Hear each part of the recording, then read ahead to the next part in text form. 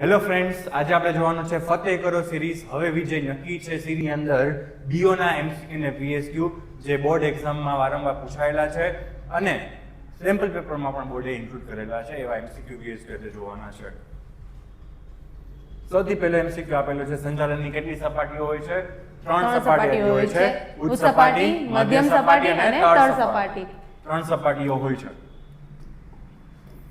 ત્યારબાદ છે સંચાલનના કાર્ય વિસ્તારો કેટલા છે? તો સંચાલનના કાર્ય વિસ્તાર છે ઈ 4 છે. માનવ સંસાધન સંચાલન, માર્કેટિંગ સંચાલન, ઉત્પાદન સંચાલન અને માનવ સંસાધન નાણાકીય સંચાલન. સંચાલનના કાર્ય વિસ્તારો 4 છે.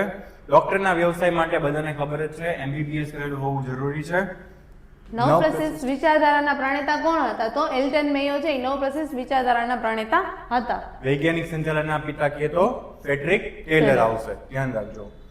આયોજનની વિધિનો પ્રથમ તબક્કો, આયોજનની પ્રક્રિયાના જેને મુદ્દા આવડતા હશે એ લોકોને પ્રથમ તબક્કો આવડી હશે. પ્રથમ તબક્કો શું હોય? કોઈ પણ જાતનું આયોજન કરો સૌથી પહેલા તમારી પાસે શું જોશે? હેતુ નિર્ધારણ.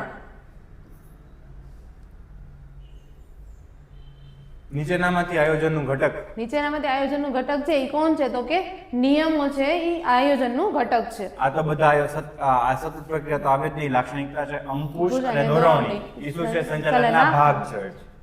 ભરતી પછીનું બીજું કાર્ય, ભરતી પછી કોઈ પણ કર્મચારીની ભરતી થઈ જાય પછી શું કરવામાં આવે છે? એની પસંદગી કરવામાં આવે છે.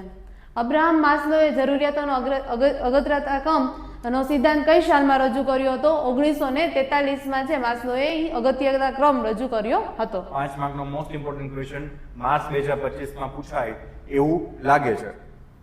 સંચાલનનું કયું કાર્ય અંકુશના જન્મદાતા તરીકે ઓળખાય છે?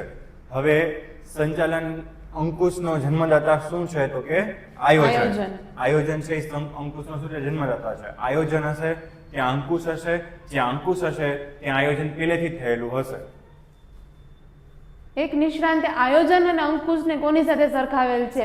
તો જોડિયા બાળકો સાથે જે સંકળાવેલ છે કે જ્યાં આયોજન હોય છે ત્યાં અંકુશની જરૂરિયાત હોય જ છે અને જ્યાં અંકુશ કરવાનું હોય ત્યાં પહેલેથી આયોજન કરેલું હોવું જોઈએ. મૂડી માળખાના કેટલા પ્રકાર છે? તો કે મૂડી માળખાના 4 પ્રકાર છે.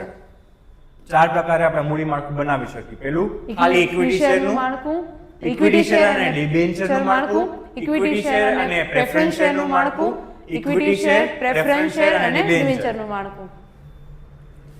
વીએસક્યુ માં પૂછે તો 4 નામ તમારે લખવા પડે. વિદેશી રોકાણ સંસ્થાએ તેની નોંધણી કોની સમક્ષ કરવાની હોય છે? સેબી સમક્ષ તેની નોંધણી કરવાની હોય છે. પછી ટ્રેઝરી બિલ ભારત સરકાર વતી કોણ બહાર પાડે છે? તો કે reserve bank of India, RBI. Depository ધારો છે એ કયા વર્ષમાં અમલમાં આવ્યો? તો ડિપોઝિટરી ધારો છે એ 1996ના વર્ષમાં છે એ અમલમાં આવેલો હતો. સેબીની શરૂઆત 1991માં થઈ હતી, એ કાર્યરત થયું 1992માં અને ડિપોઝિટરી ધારો છે 1996માં અમલમાં આવ્યો હતો. માર્કેટિંગ મિશ્રમાં નીચેના પૈકી કઈ બાબતનો સમાવેશ થતો નથી? માર્કેટિંગ મિશ્રમાં 4 વસ્તુ છે: પેદાશ, વિતરણ, કિંમત અને અભિવૃદ્ધિ. 4 વસ્તુ છે. પેકિંગનો સમાવેશ છે તેમાં થતો નથી. તમને વીએસક્યુ માં પૂછાઈ શકે છે પેદાશ મિશ્રમાં કોનો સમાવેશ થાય છે? 4 વસ્તુ આવશે. ઉત્પાદક, ગ્રાહક આ કયા પ્રકારની વિતરણ વ્યવસ્થા છે? એટલે કે ઉત્પાદક ડાયરેક્ટ કોને માલ સામાન વેચે છે? ગ્રાહકને.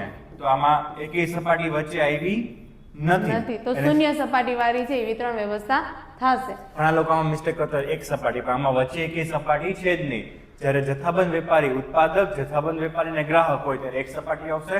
ઉત્પાદક, જથ્થાબંધ વેપારી, છૂટક વેપારી અને પછી ગ્રાહક, તો એ 2 સપાટી વાળી વિતરણ વ્યવસ્થા કહેવાશે. જાહેર હિતની અરજી કઈ કોર્ટમાં થઈ શકે છે? તો કે સુપ્રીમ કોર્ટમાં.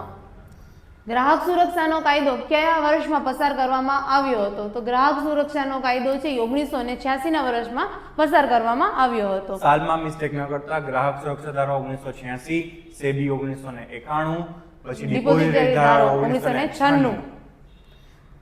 વિદેશી ઊંડિયામણ માટે ભારતમાં હાલ કયો કાયદો અસ્તિત્વમાં છે? ફેરા કે ફેમા? પેલું જ નામ આપેલું છે ફેરાનું અને બધા લોકો અહીંયા જ મિસ્ટેક કરીને આવશે, ફેરાટિક કહીને આવશે.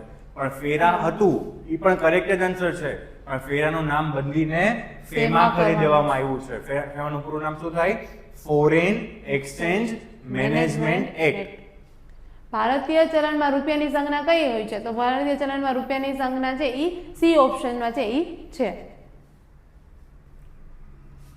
હવે 21 થી 30 VSQ પૂછાશે. VSQ માં કન્ફર્મ પહેલો અથવા તો બીજો VSQ છે એ ફૂલ ફોર્મ નો જ આપેલો હશે. બીઓની અંદર 20 કે 25 ફૂલ ફોર્મ આપેલા છે, જેમાંથી ઇમ્પોર્ટન્ટ એવા બધા તમારે કરીને જવા જોઈએ. બધા ફૂલ ફોર્મનો એક 100 ક્યુબમાં આપણે વિડીયો મૂકેલો છે, જે તમારે અવશ્ય જોઈ લેવો જોઈએ. બે પાર્ટમાં વિડીયો છે, વિડીયો નંબર 99 ને વિડીયો નંબર 49 અને 50. પેલું છે IIM નું વિસ્તૃત સ્વરૂપ. IIM નું વિસ્તૃત સ્વરૂપ શું છે? Indian institute of management. IIT પૂછે તો ઇન્ડિયન ઇન્સ્ટિટ્યૂટ ઓફ ટેકનોલોજી. મધ્ય સપાટી સંચાલન બીજા કયા નામથી ઓળખવામાં આવે છે? તો અધિકારીઓની સપાટીના નામે છે એ મધ્ય સપાટીને ઓળખવામાં આવે છે, કારણ કે તેમાં અલગ અલગ વિભાગ મુજબ છે અધિકારીઓનો સમાવેશ થયેલો હોય છે. ખરીદી વિભાગના અધિકારી, વેચાણના અધિકારી, માર્કેટિંગ વિભાગના અધિકારી, અલગ અલગ હિસાબી વિભાગના વિભાગના મુખ્ય અધિકારીઓ છે એમાં સમાવેશ હોય છે. અંદાજપત્રના કોઈ પણ બે પ્રકાર. હવે આ તમને બે પ્રકાર એટલા માટે પૂછ્યા છે કેમ કે 1 માર્કમાં પૂછ્યું છે. આ જ વસ્તુ તમને 2 માર્કમાં પૂછ્યું હોય, અંદાજપત્રના પ્રકાર જણાવો, તો તમારે બધા પ્રકારના નામ લખવા પડે. કયા કયા પ્રકારો છે? મૂડી અંદાજપત્ર, ખર્ચ અંદાજપત્ર, ઉત્પાદન અંદાજપત્ર, વેચાણ અંદાજપત્ર અને રોકડ અંદાજપત્ર. આમાંથી કોઈ પણ બે તમે લખી શકો છો. અંકુશનું સંચાલન કઈ સપાટીએ થાય છે? તો દરેક સપાટીએ છે અંકુશ થતું હોય છે. સંચાલનની દરેક સપાટીએ છે અંકુશનું કાર્ય થતું હોય છે. લાક્ષણિકતામાં પણ આપેલું છે અંકુશ છે કેવું કાર્ય છે કે દરેક સપાટી થતું કાર્ય છે. MCQ માં પણ પૂછાઈ શકે છે. કાયમી મૂડીના કોઈ પણ બે ઘટકો, કોઈ પણ બે ઘટક કીધા છે 1 માર્કમાં છે એટલા માટે. કાયમી મૂડીના ઘટકોની લાક્ષણિકતામાં આપેલા છે. કાયમી મૂડીના ઘટકોમાં આવશે જમીન, મકાન, પ્લાન્ટ, યંત્રો, વાહનો અને ફર્નિચરનો સમાવેશ થાય છે. કંપનીની અંદર, ધંધાની અંદર વધુ સમયગાળા માટે એટલે 1 વર્ષથી વધારેના સમયગાળા માટે રાખવામાં આવેલું હોય જેને શું કહેવામાં આવે છે? કાયમી મૂડી કહેવામાં આવે છે. કાર્યશીલ મૂડી પૂછે તો શું આવશે? દેવાદાર, સ્ટોક, ચાલુ મિલકતના બધા નામ આવશે અહીંયા. ત્યારબાદ છે ભારતમાં શેર બજારોનું નિયમન કોના દ્વારા થાય છે? તો ભારતમાં શેર બજારનું નિયમન છે NSDL અને CDSL દ્વારા થાય છે. તેનું ફૂલ ફોર્મ તો NSDL નું ફૂલ ફોર્મ થાય છે નેશનલ સિક્યોરિટી ડિપોઝિટરી લિમિટેડ અને CDSL નું ફૂલ ફોર્મ થાય છે સેન્ટ્રલ ડિપોઝિટરી સર્વિસ લિમિટેડ. આ બે ફૂલ ફોર્મ પૂછાઈ શકે છે IIM ની જગ્યાએ. માર્કેટિંગના કાર્યમાં પ્રથમ કાર્ય શું છે? તો સૌથી પહેલા માર્કેટિંગ કરવું છે. તમારે કયા બજારમાં ધંધો કરવો છે, કયા બજારમાં તમારે બિઝનેસ કરવો છે, કયા માર્કેટમાં રહીને તમારે ધંધો કરવો છે, એનું સંશોધન, એનું રિસર્ચ તમારે સૌથી પહેલા લઈ આવીને રજૂ કરવું પડશે. ત્યાર પછી તમારે કયા પ્રકારે માર્કેટિંગ કરવું છે એ કાર્ય થશે. સૌથી પહેલા બજારનું સંશોધન કરવાનું આવશે. ત્યારબાદ છે બજારીય વિભાવનામાં કોણ કેન્દ્ર સ્થાને હોય છે? તો ગ્રાહક.